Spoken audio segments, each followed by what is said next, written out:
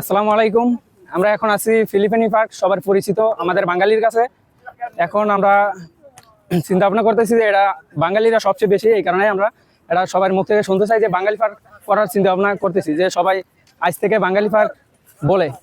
আজকে থেকে যে মাঠ পরিচালনা হইতেছে, কালকে থেকে মাছ চালু হইবে, কালকে সবাই মাঠে আসবেন।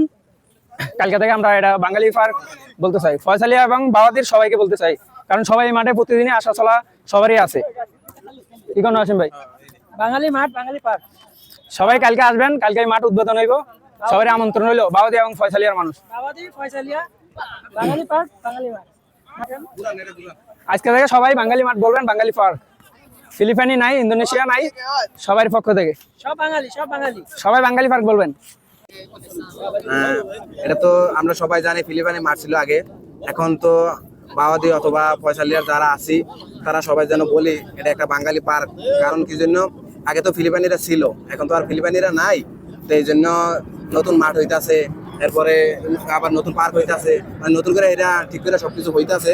এই জন্য আমরা সবার মুখে যেমন থাকি, যার সাথে যে যোগাযোগ করে তারা যেন সবাই বলি বাঙালি পার্কে আমরা সবাই আসি, বাওয়াদির কারা অথবা ফয়সালির হোক, যে কোনো জেতাশরের হোক, যে কোনো জায়গাতে হোক, যেমন এটা বলি সবাই বাওয়াদি পার্ক, সবাই আমরা।